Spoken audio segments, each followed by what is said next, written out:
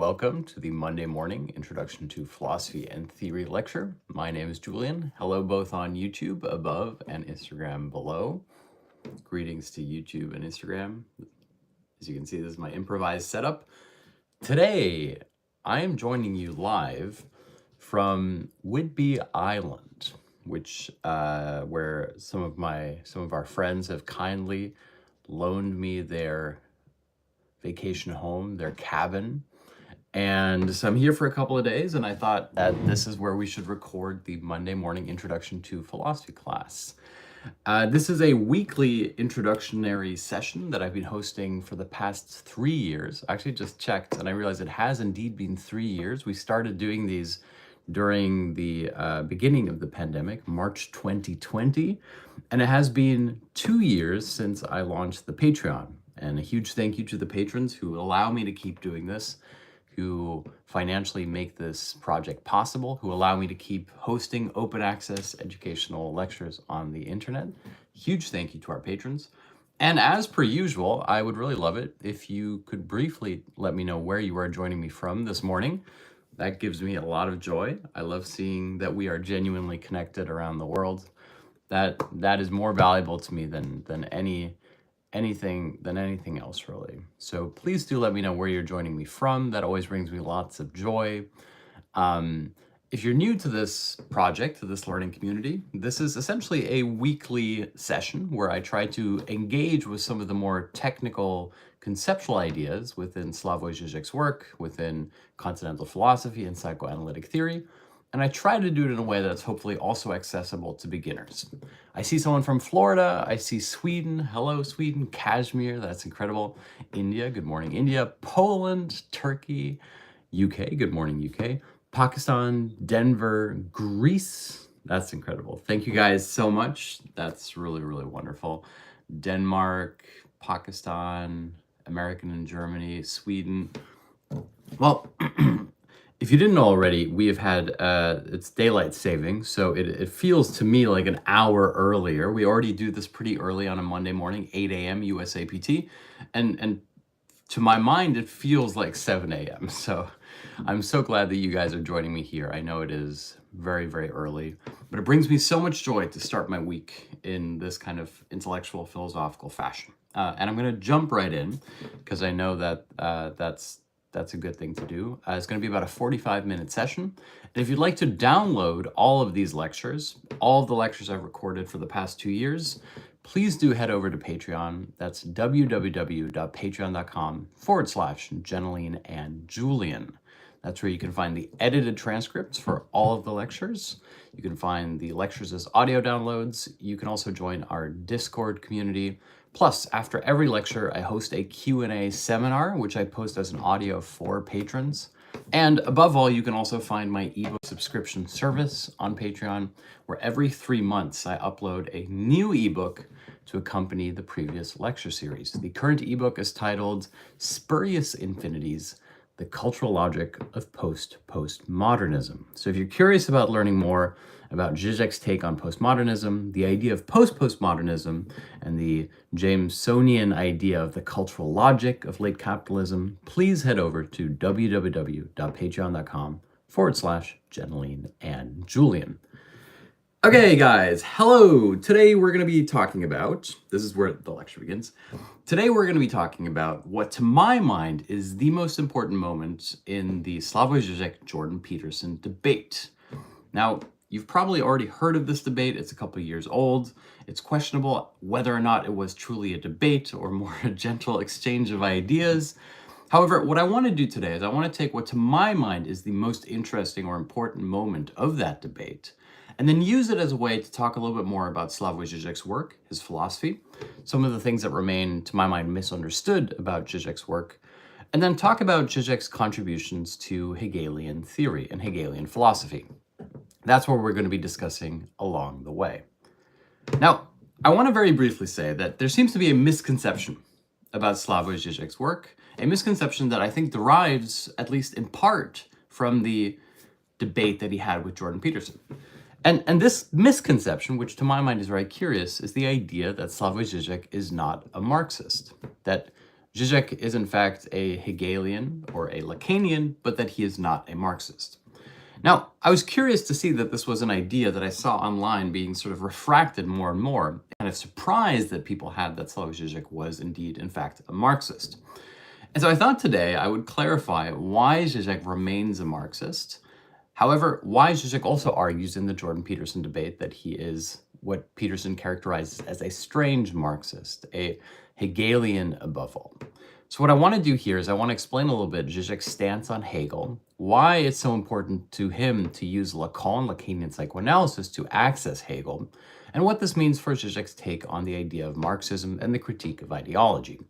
If you're familiar with my classes, these are things that I've covered before, but I thought it's been a while, so it'd be a good idea to refocus this lecture series specifically on Žižek's take on Hegel and kind of make that a new starting point. Now, I want to, straight out the bat, I want to say the most interesting part about let me take a step back. For those of you who watched the Slavoj Žižek Peterson debate and wondered why it seemed tame for debate, why it didn't seem to live up to the sort of Buckley versus Gore Vidal hype that people had imagined it to be, in which two intellectual prize fighters take rhetorical jabs at each other. In part, that has to do with the fact that Žižek takes a very Bourdieuian, and I'll explain that in a moment, a very Alain Bourdieuian approach to the idea of debate. Now, Alain Bourdieu is a French philosopher who, even though I wouldn't call him Žižek's mentor, is a thinker who has been hugely influential in Žižek's thought. You can see, for example, Žižek's theory of love, love being a violent event, as being clearly indebted to Alain Bourdieu's theory of love as an event, and so on and so forth. Now, Alain Bourdieu has a really interesting take on what he believes to be the role or the task of the philosopher. He says, the task of the philosopher is never to engage in debate. It's never to engage in a rhetorical exchange of ideas. This puts the philosopher at a kind of, in a difficult position, because often the philosopher is asked to contribute a philosophical point of view to what would otherwise be a societal discussion.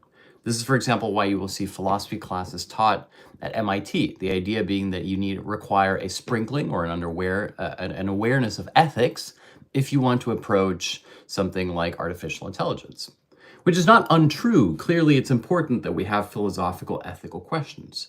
And yet, Alain Bourdieu resists the idea that the philosopher is simply a mere contributor to these debates. Instead, what Bourdieu says is that the very insistence on a kind of neutral grounding upon which experts can add their point of view until we all reach a more enlightened position, a sort of interdisciplinary panel of expert opinion, is itself ideologically suspicious. That whenever we posit that there is a space in which we have the engagement of seemingly a neutral forum or platform upon which opinion can be discussed, that we already have, in a sense, missed the opportunity to understand the invisible structure upon which this platform is being held. Now, on the one hand, that seems like a little bit of a tedious, almost post-Marxist argument about the nature in which, for example, even the gallery is a colonial institution, etc., which of course is important. However, that is not the argument that Bourdieu is making. He's not saying that to participate in academic discourse is in and of itself already tainted.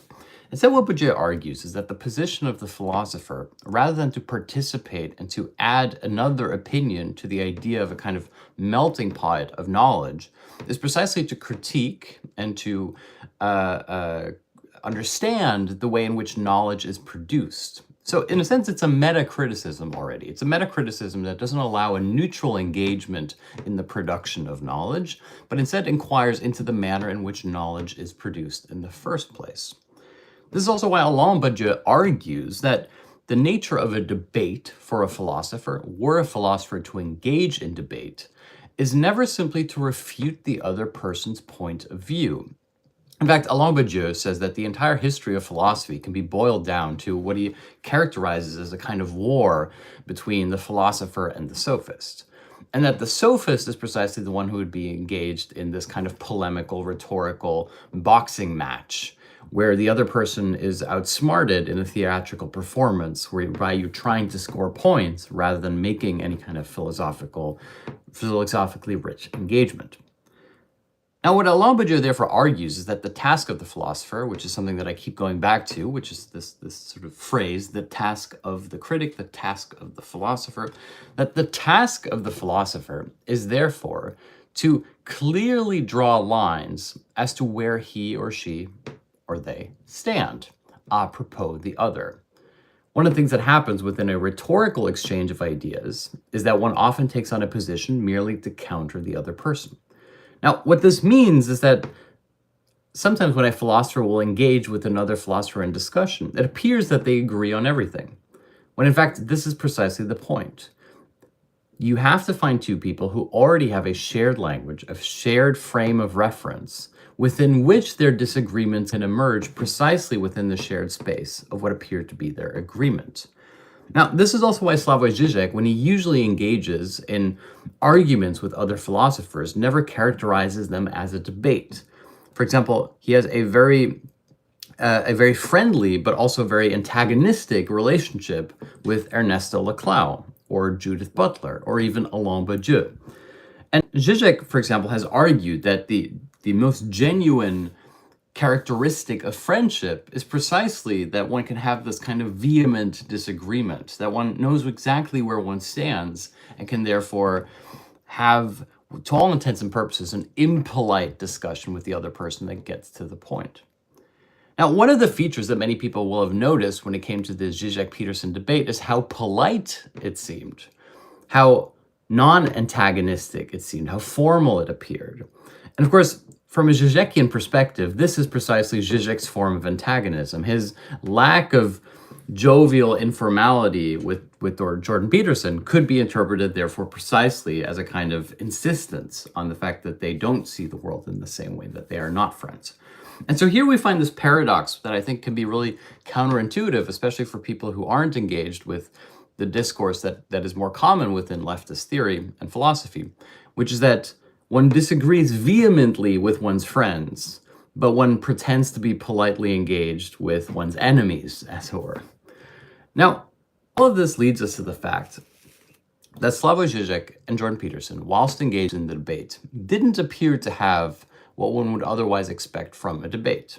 After all, a debate tends to rely on the fact that one tries to argue a certain point, an agreement or a disagreement. I believe the central premise of the debate was supposed to be something like, does capitalism make you happy, or something like that? Happiness in capitalism.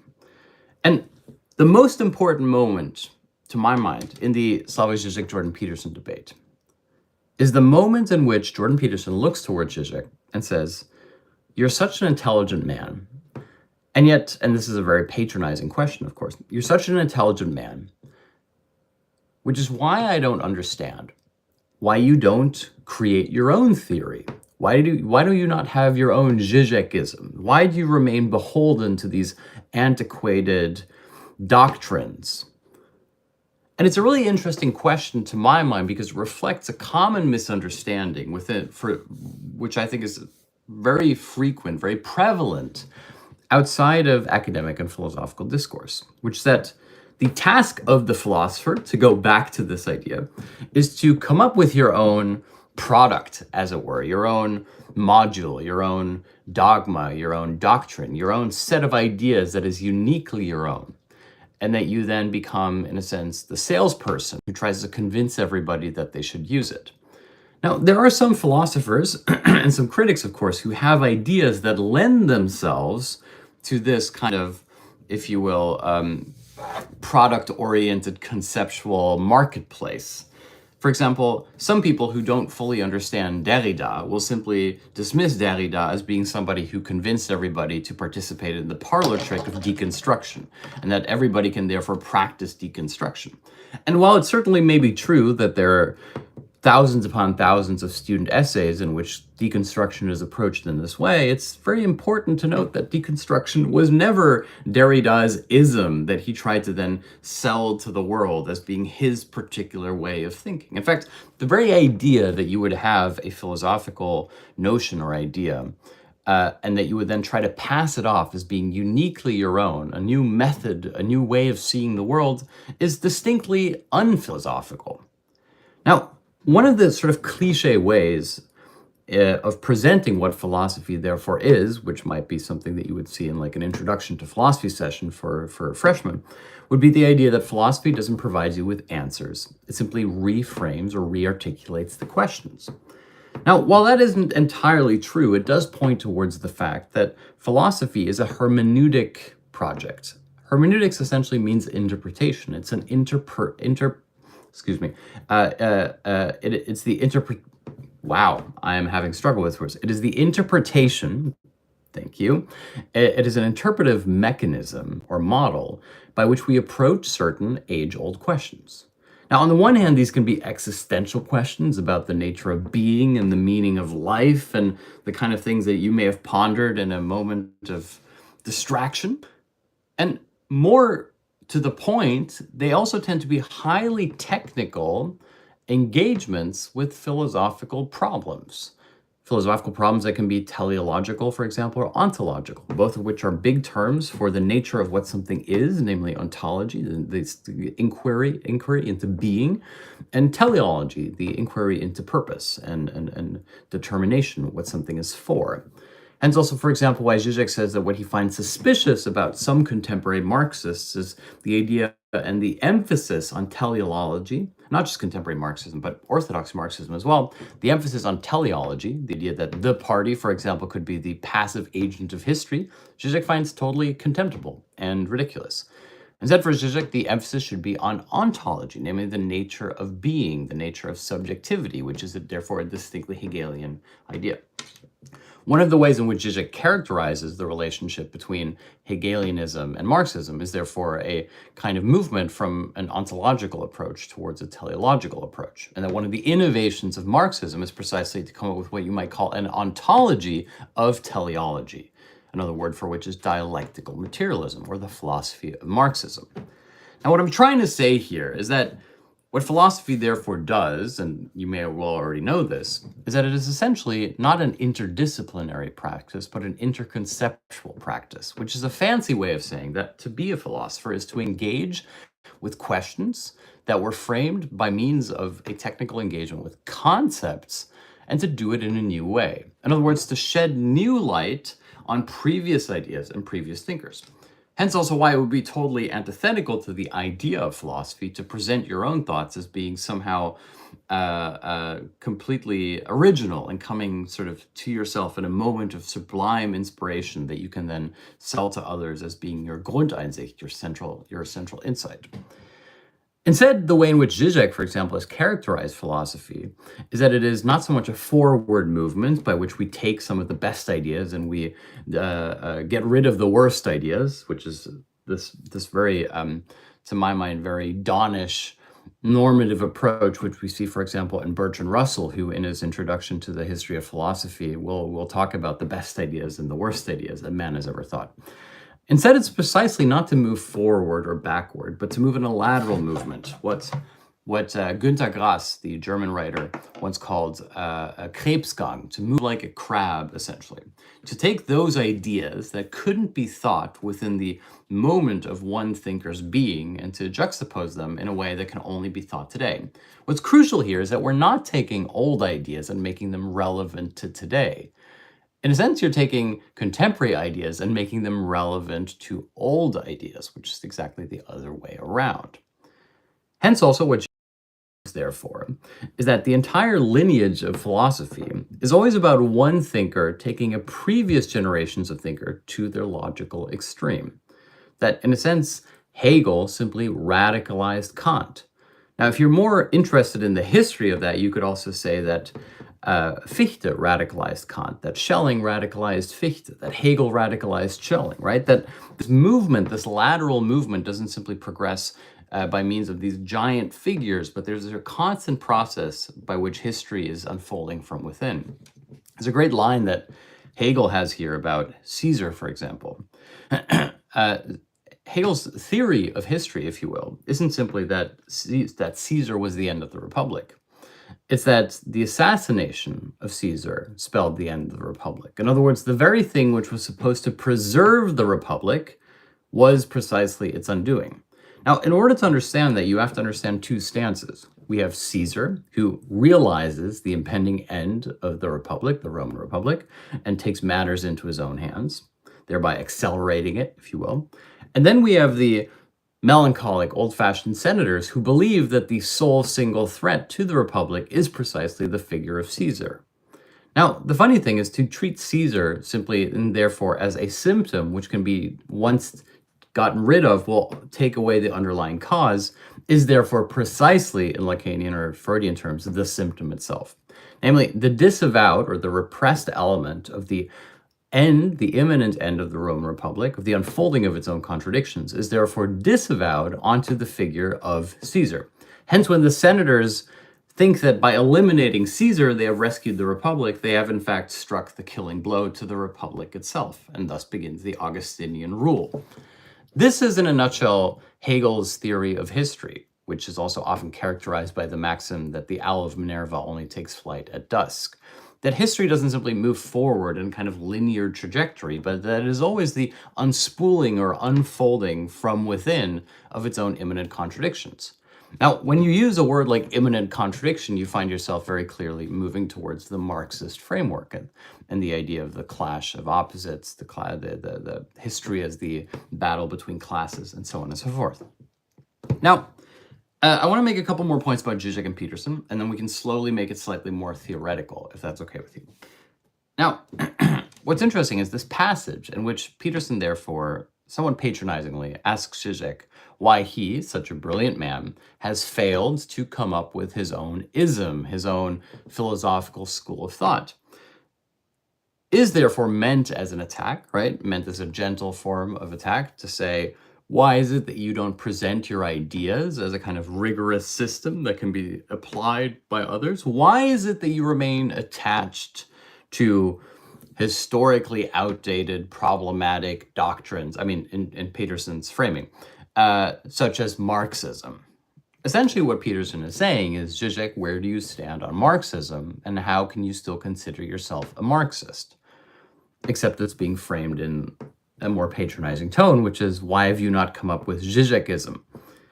Now, what Žižek argues here is a fairly polite answer, which is to say that his entire body of work is a critical engagement with various critical traditions. What Žižek then argues, which to my mind is perhaps the most important part of the entire debate, is that Žižek says that he is more of a Hegelian than a Marxist. Now, in classic Badiouian fashion, here we have a philosophical debate taking place, which is that the debate, rather than being about scoring points left versus right, is having the opportunity to clearly delineate where you stand. This is something that Alain Badiou writes about in his Manifesto for Philosophy, that the most genuine exchange between two philosophically minded friends is to very clearly draw your lines, to say where you stand, to reveal yourself, as it were. And this is what Žižek is doing. Žižek says, I don't have Žižekinism or any kind of overarching body of thought. Instead, I have made a critical contribution to philosophical discourse by means of arguing for a Hegelian return to Marx. Now, this is actually a very honest, not even confession, a very honest statement from Žižek about the nature of his body of work. If you go back to the very beginnings of his work with his thesis, which is The Most Sublime Hysteric, we already have this argument literally in chapter 1. Žižek, for all intents and purposes, is a remarkably consistent thinker who has one overarching project, if you will, which is to infuse Hegelianism and Hegelian philosophy with Lacanian psychoanalysis. In other words, to use Lacanian concepts to read Hegelian philosophy, and then to use that to argue for a reframing of Marxism, or the philosophy of Marxism. Let me very briefly explain that Žižek's book, The Most Sublime Hysteric, in the title already contains this argument. After all, the most sublime hysteric is how Lacan referred somewhat jokingly to Hegel. Namely, the idea that Hegel had taken the idea of hysteria and raised it to the level of the sublime, which I've explained in other videos.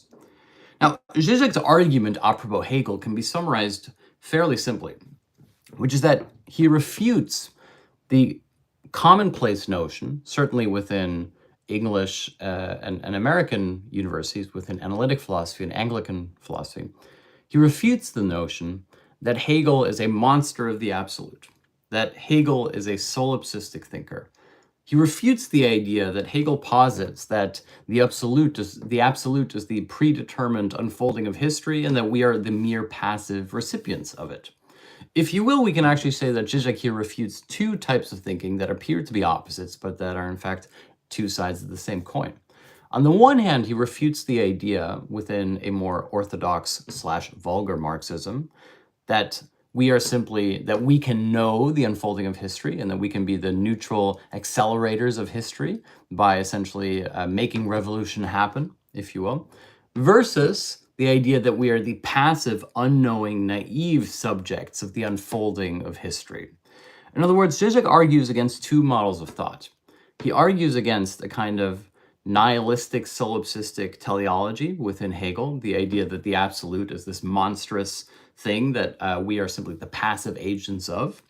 But he also argues against the Marxist notion for certain interpretations, which I would characterize as vulgar ones, because of course there are much more sophisticated Marxist thinkers today who argue against this, that the party can be the agent of history that essentially embodies the trajectory of history and takes it upon itself to be the historical agent of revolution and change. Instead, Žižek argues for something which you might call falls exactly in the middle of that position. And this is where Lacan comes in. Essentially, Žižek takes Lacanian psychoanalysis, for example, the idea of the barred subject, plus Freudian psychoanalysis, which to some intents and purposes are one and the same. Lacanian psychoanalysis is often simply radicalized and reframed Freudian psychoanalysis. And he takes the Freudian idea of the death drive or Todestrieb and applies that to Hegel. Now, that's more than I can explain in 45 minutes, but I want to very briefly attempt to give you an insight into how that works by means of looking at Žižek's most important books on Hegel. Now, Žižek's most important books on Hegel, and if you're wondering what makes them the most important, on the one hand, Žižek has himself characterized these as his most important works, but you could also say that generally these are the books that have had the most academic traction, and to my mind are also the most interesting, are one, Less Than Nothing. Less Than Nothing being this giant, almost 1,000 page long, sort of Žižek's magnum opus, if you will, on Hegel. Then we have The Parallax View, which is very much engaged with Hegel and more with Marxism than some of his other books, and Absolute Recoil. Now, there are other books on Hegel, like Hegel in a Wired Brain, for example, but these, to my mind, are the three most important ones. Less Than Nothing, The Parallax View, and Absolute Recoil.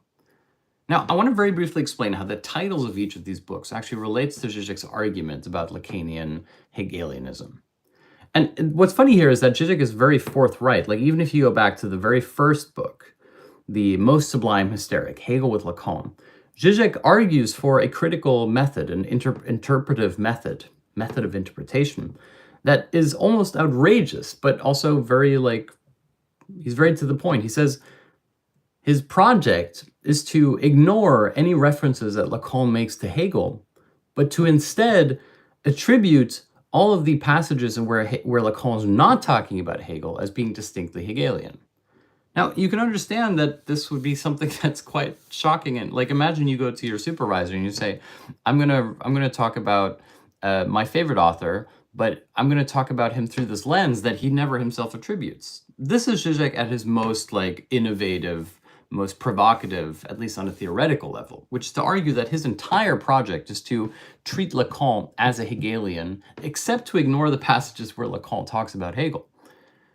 But Žižek is consistent in this sense, because what Žižek is interested in is a very specifically Lacanian approach to the problem of ontology in Hegel. Now that's very jargon-laden. So let's try to explain that using these three books that Žižek has. First, Less Than Nothing. In the title of this book, Less Than Nothing, we can already see Žižek's argument in disguise. After all, you ask yourself, well, what is less than nothing? Think about it for a moment. If we have nothing or a void, then what would be something that is subtracted from this void? Would it be a minus or would it be a plus? Žižek's argument is that it is a form of plus, that it is a constitutive negativity, as it were. And here we have to engage briefly with the idea of the void, or the idea of negativity, which are two different things. But let's say that the void is the idea of negativity or negation raised to the level of the absolute. For example, negation. In a sense, negation is all positivity. This is where Žižek's idea of the Todestrieb, Freud's idea of the Todestrieb or the death drive becomes important, his interpretation thereof. Freud's argument about the death drive isn't that the death drive is simply the linear movement towards your end. It's not the argument that we're these self-destructive beings that are kind of all hurtling towards the abyss. Instead, it's a much more complex idea, and yet surprisingly intuitive.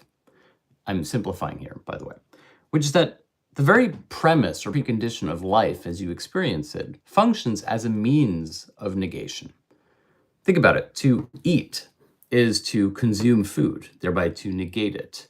To live, if you're looking at your watch, is to negate time. To talk is to negate communication. As Hegel once said, that all communication is simply miscommunication. We're doomed as soon as we open our mouth to speak more.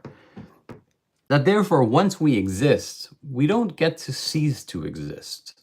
That existence is thereby ceaseless, or you have to keep going. You don't really get a break from it. There's no pause button on life. Even when you're sleeping, you're processing. And so on the one hand, life, as we experience it, is therefore a kind of kinetic forward movement that exists of multiple layers of repressed negation. Now, I said before that I'm simplifying here, and part of why I'm simplifying here is that there are two elements that I'm ignoring. One, for Freud, therefore, the very constitutive agency of like your own subjectivity relies on repression, relies on successful repression. Except what's key here is that unlike the subconscious, where you have like the id, which is being repressed, like the Jekyll and Hyde, where you have to be the sophisticated person in charge of your emotions, otherwise you succumb to the irrational beast within you. For Freud, the insight, the discovery of the unconscious is, and this is counterintuitive, precisely that there is nothing to be repressed, that there is nothing in the basement of consciousness and that you have to rise above it. In fact, repression is precisely the repression of that which is not there to be repressed, that there is nothing underneath the surface, save for the repression that there is nothing underneath the surface, which therefore becomes constitutive. Hence, you can see that Žižek's less than nothing is kind of code for the Freudian death drive, or the unconscious. What's key here is the difference between the words subconscious and unconscious. Subconscious would suggest that it lies underneath, that there is something underneath your consciousness that you have to repress. The very point of unconsciousness, the un being like the un in uncanny, or the un in ungeziefer, for like Kafka, for the metamorphosis, the un, therefore, is precisely the affirmation of a non-predicate, as Žižek puts it in Kantian terms. Namely, something which neither is or is not, something which exists precisely as the positive form that negation takes on with itself. In other words, to go back to the idea of subconscious versus unconscious, it's no longer that there's a consciousness underneath a subconscious, is that there's an unconscious, namely the repression that there is nothing to be repressed becomes constitutive. Hence, we find ourselves in an ontological argument that is implicit within Freudian psychoanalysis about the nature of being. That the nature of being, the death drive, is therefore not simply the negation of things, but the negation that takes place within ourself, within the fact that there is nothing to be negated a priori. For Žižek, this is essentially a mirror image of what occurs within the Hegelian ontology. Namely, it's not that we have void, or like a Schellingian absolute, against which being posits itself, something out of nothing, nor is it something moving towards nothing. Instead, it is nothing within something as constitutive to itself. The Žižekian characterization of the Hegelian ontology is therefore to suggest that the fall comes before the thing from which it is falling. Hence also, to make a little side note here, Žižek's interest in the idea of the New Testament, namely the idea that the crucifixion is therefore a mirror of the Hegelian ontology, which Hegel himself already makes arguments about, namely that it's precisely within the quote-unquote death of Christ that we have the moment of Christ's resurrection. It's not that the resurrection occurs after Christ passes, but that within Christ passing, we already have the resurrection within the human community, the Trinity, etc. But that's for another time. Žižek's argument, therefore, which you can find in Less Than Nothing, mirrors the idea of the Todestrieb, or the death drive, and the idea of the unconscious rather than the subconscious. Now, we can go deeper into that, and I have done that in other videos, but I want to briefly move on to his other two Hegelian books to explain them. So we've done Less Than Nothing, done it. 1,000 words. I mean, this is not a summary of Less Than Nothing. I hope that's apparent. His other really important book on Hegel is the book called The Parallax View. And the parallax view is an idea that you'll see developed in pretty much every single one of Žižek's books. And so it sort of helps to have a working idea of what he means by the parallax view, since he tends to simply kind of take for granted that people know what it is in his other arguments. Now, the parallax view, from a scientific standpoint, like to simplify it as I understand it, because I'm not a scientist, can be explained like this. Let's say that you are in a train and the landscape is moving by you and you're looking out the window. Now, one of the things that happens is that it will seem to you like the things that are closer to you are moving faster than the things that are further away from you, which on the horizon appear to be moving slower. Here we have the parallax view, which is that the subjective condition of your own motion and your own looking thereby determines the way in which the frame is interpreted. You are therefore not simply the neutral observer of external reality, but there is a kind of gap or crack within external reality itself that is embodied by your own subjective gaze. For Žižek, this idea, this scientific notion of the parallax view, therefore becomes the parallax gap. And the parallax gap is, again, Žižek's argument about Hegelian subjectivity versus Lacanian subjectivity. Now, Lacan has a fairly well-known idea about the so-called barred subject. And the barred subject, which is usually signified by an S with like a line running through it, is actually and this is unnecessarily complicated, but I think important, is also a pun on a Freudian maxim about the unconscious. One of the ways in which Freud describes the unconscious is wo es war, soll ich werden, which means where it was, I will become. I'll explain that in a moment. Lacan then takes this, wo es war, soll ich werden, and essentially takes away the teleological element, namely not where it was, I will become at some point, but posits this becoming within the subject itself. In other words, wo es war, soll ich werden, assumes a transition from es, in German it, towards ich, or I. Lacan essentially jokes, except his joke is deathly serious, that the es, the it, not id, the it, it, and the I are therefore synonymous. Hence, why es, which for Lacan is subject, barred subject, is also a phonetic pun with the Freudian S, which in German means it. In other words, for Lacan, it's not simply the transition from it towards I, but the I as it, barred subject. In other words, the I that is irreconcilable with itself. Essentially, if you want to put it in slightly more vulgar or banal terms, Lacan is arguing that there is no such thing as the real you, or the true you. That the very idea of a kind of direct encounter or engagement with your authentic subjectivity is an inauthentic fantasy. And that therefore the essence of subjectivity is precisely the fact that it is barred from itself. That subjectivity, rather than being something which is a priori, that has a barrier that has to be overcome, that subjectivity is itself an illusion that emerges retroactively by the fact that it cannot be reconciled with itself. In other words, that subjectivity is a kind of neurotic symptom, a constitutive negativity, to go back to that Hegelian image. In other words, what Lacan does is that in a sense he takes the void, if we want it, which is not Lacanian language. If we take the idea of the void, and instead of positing it outside, in other words, underneath, that the subject crawls out of the void, or the subject is crawling towards the void is within the subject itself. And the subject is simply the materialized form of this neurotic constitutive negativity. In other words, void materialized, as it were, barred subject.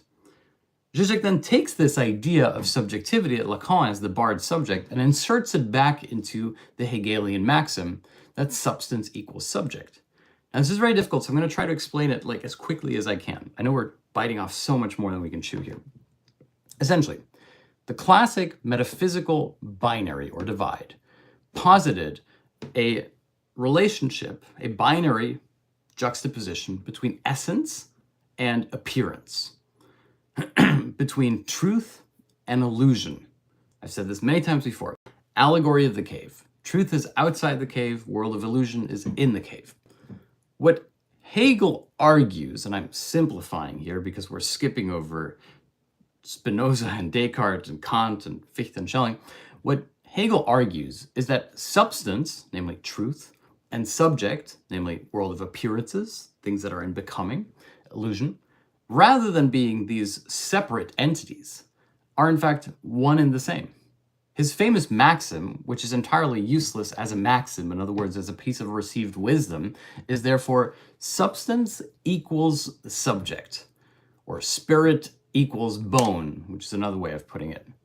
In other words, what Hegel essentially argues is that essence, rather than being a kind of Schellingian absolute that lies outside the horizon of human experience and becoming, that instead the absolute lies only within this unfolding of human experience and becoming, which Hegel calls spirit, the process by which you go from normal understanding towards higher or absolute understanding, reason. Again, I'm simplifying. This is like very, very quick. Žižek therefore argues that this substance as subject can be found within the Lacanian argument about the barred subject. That if the barred subject is simply the irreconcilable difference that subjectivity has with itself, namely its own immanent negation, that we have here the reflection of the Hegelian idea of the negation of negation. After all, for Hegel, it is not that something is negated from something, it's not between things, but that something is negated from within. In other words, subjectivity in metaphysical terms is not the negation of essence or truth, but is the negation of essence and truth from within its own self. Hence, for Žižek, the barred Lacanian subject becomes code for the Hegelian ontology, which, to go back to the beginning of this lecture, is thereby no longer about this absolute, solipsistic, monstrous version of Hegel by which the subject is the mere passive recipient of the kind of unfolding of a predetermined essence or history, but precisely that the subject is the irredeemable, irrefutable problem, the bone sticking in the throat of essence, within which essence lies. Now, I want to make a side note here briefly, which that the famous Lacanian triad of the imaginary, the symbolic, and the real is therefore mirrored for Žižek within Hegel. After all, if you will, Lacan's argument about the symbolic, the imaginary, and the real, which I won't explain here in full, I've done videos about it before, is that the imaginary is how the subject is invested in the symbolic. In other words, it's that you have an imaginary attachment that allows you to participate with yourself as an other in society, hence also why the mirror stage is the formative passage for the imaginary, encountering yourself as other. The symbolic is the framework of symbolic interactions that allows a stage to happen upon which this imaginary can participate, like the family, society, the nation, etc. And that the real is, as Lacan puts it, the gum sticking to the shoe, or the throat stuck, the bone stuck in the throat, by which there is no a priori substance to either the symbolic or the imaginary, but that they're both engage with each other in a relationship of kind of negative necessity or constitutive negativity. Therefore, the real is both precisely like the keystone that keeps the arch up, and at the same time can be removed, and it would still appear to be there. Žižek argues that the real functions within Hegelian ontology as well, except that the real within the Hegelian edifice is precisely the fact that essence emerges only after the fall into subjectivity. That subjectivity in the unfolding of history is therefore the negation of negation, not the negation between things, but negation as immanent to itself.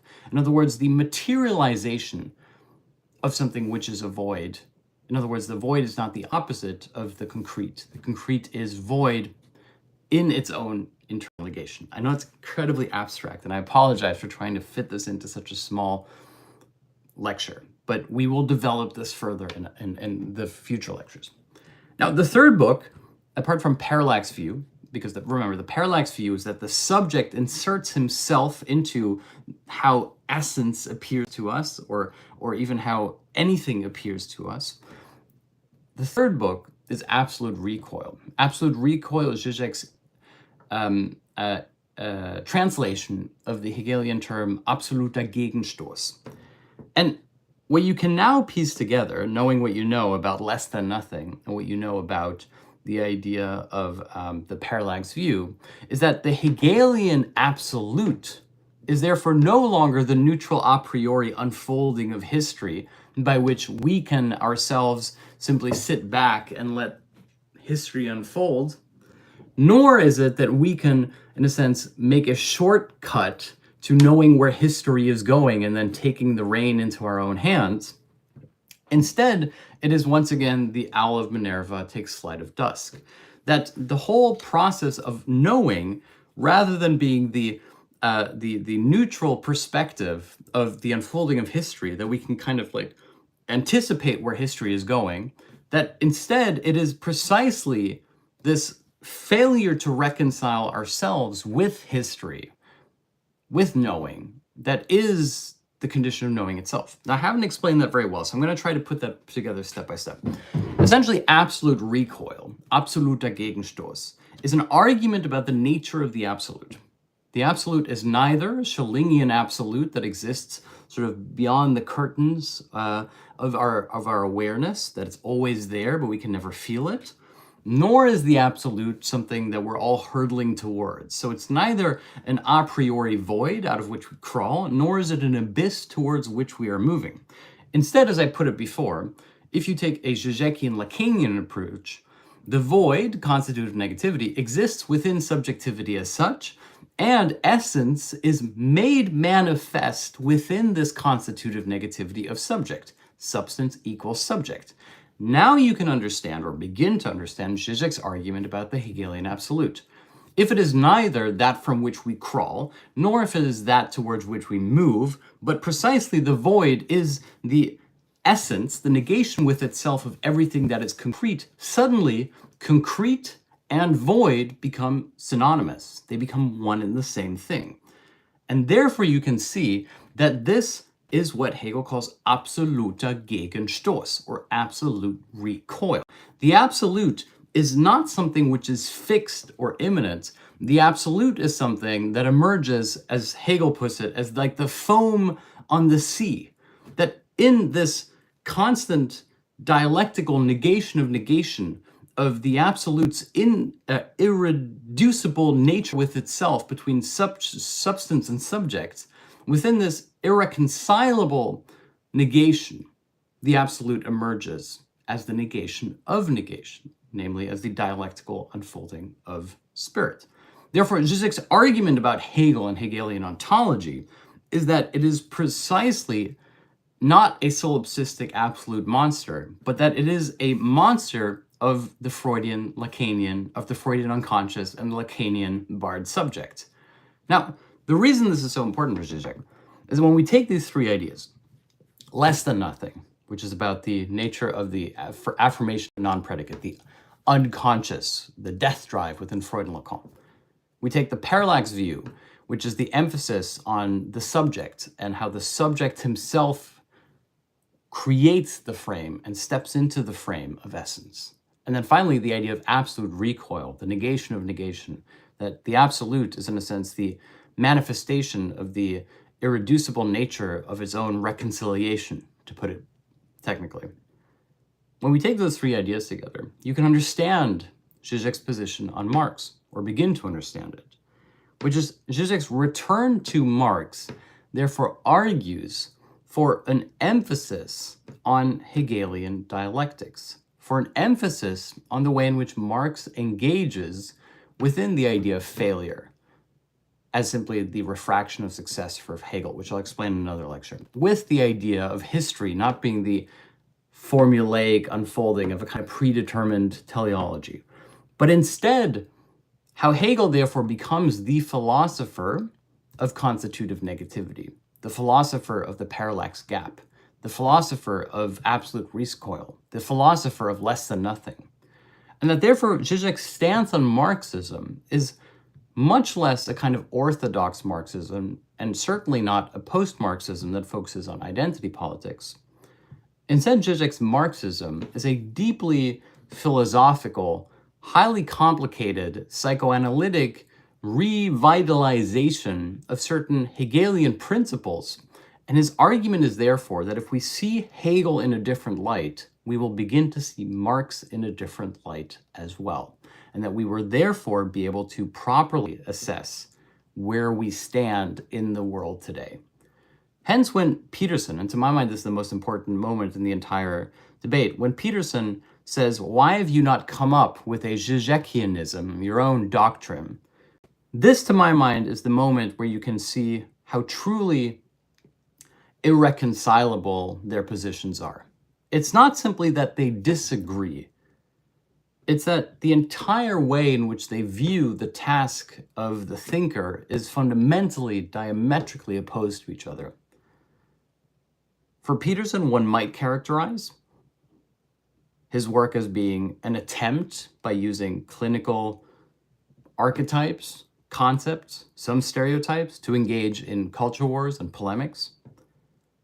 Žižek's work, his ism, the thing that will probably last longer than his polemics, his engagement with the culture wars, is precisely to insist that philosophy is a constant doubling back and viewing thinkers in a different light. And his argument is therefore that Lacan, the anti-philosopher par excellence, who didn't believe in participating in philosophical debates, that it is Lacan who is the true philosophical continuation of Hegel and Hegelian post-metaphysics. And that we have to perform this remarkably counterintuitive Krebsgang, or crab walk, by which the way in which we move forward is appearing to move back to Hegel through Lacanian psychoanalysis, and that from this vantage point we will see Marx in a different light. Now, when Žižek characterizes himself as a strange Marxist, although I should say Peterson characterized Žižek as a strange Marxist in the debate, and Žižek says, yes, I am a strange Marxist, it is precisely in this light that we should see it. Žižek is a strange Marxist in that he appears to be criticizing Marxism at every opportunity. On the one hand, the post-Marxists aren't Marxist enough. On the other hand, the identitarian movement is not truly Marxist. On the other hand, orthodox Marxists are the vulgar, sort of supposedly neutral agents of the machine of history and so on forth. He attacks all of them and then posits for the most unlikely of conceptual arguments, which is to take Lacanian psychoanalysis, an avowedly anti-philosophical system of thought, and to then use this to go back to Hegel, rescue, if you want to put it in those terms, or rehabilitate those parts of Hegel that have become increasingly difficult for people to reconcile, to argue against the caricature of Hegel as the solipsistic monster of the absolute, and to then take this Hegel, which is like an old work of art that's being like polished off or like redone, and to then use this to look at Marx in a completely different light. Marx no longer as the thinker of a kind of, unfolding of the imminent trajectory of history towards its neutrally set trajectory of revolution and utopia, but to instead see Marx as the really vital forward development within the history of Western philosophy, namely not simply the materialization of Hegel's abstract thought, but precisely the person who reconciled the Hegelian problem of the dialectic with the problem of the material, hence also the importance of Engels' contribution in dialectical materialism. If you will, what Žižek argues, therefore, is a move away from historical materialism towards dialectical materialism. Hence why you can understand that almost all of his books simply posit a very straightforward formula, which is repeated ad nauseum, using Lacanian psychoanalysis to reframe Hegel, to thereby rehabilitate dialectical materialism. Hence why Žižek is very much a Marxist. In fact, you could say Žižek is one of the most committed Marxist thinkers working today. Except to fully appreciate and understand his Marxism requires a lot of conceptual work. Hence why it is remarkable to me that many people on the internet seem to believe that Žižek is not a Marxist, but in fact a Hegelian, when the entire point of Žižek's return to Hegel is precisely so as to frame Marx in a new light. And that is, to my mind, the most important moment in the Žižek-Peterson debate. Not the exchange of polemics and ideas, nor the polite agreements, which to my mind therefore mask a kind of disengaged attitude, but precisely the moment where Žižek says that he is a strange Marxist because his body of work, his ism, which Peterson fails to appreciate, of course, is precisely that he has consistently argued for an engagement within the critical tradition of Hegelianism and Marxism through Lacanian and Freudian psychoanalysis. That is as much as I can fit into this lecture. I know it's a lot. I appreciate you guys so much.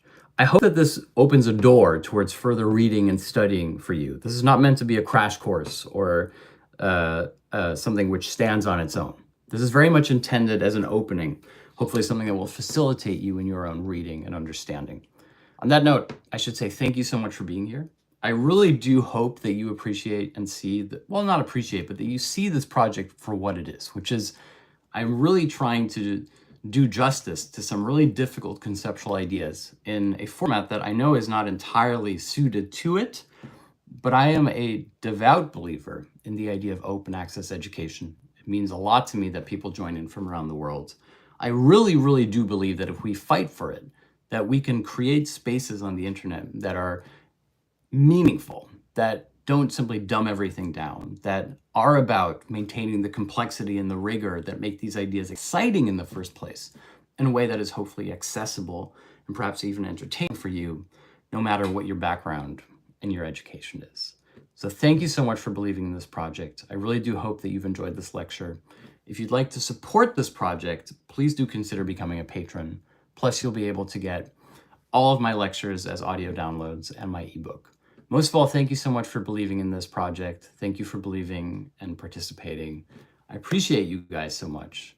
And for those of you who are patrons, I will see you in the bonus Q&A seminar in a couple of minutes. Thank you guys so much, and I will see you next week. And thank you to everybody watching on YouTube. I've been traveling, but I'm hopefully going to be posting some more videos soon.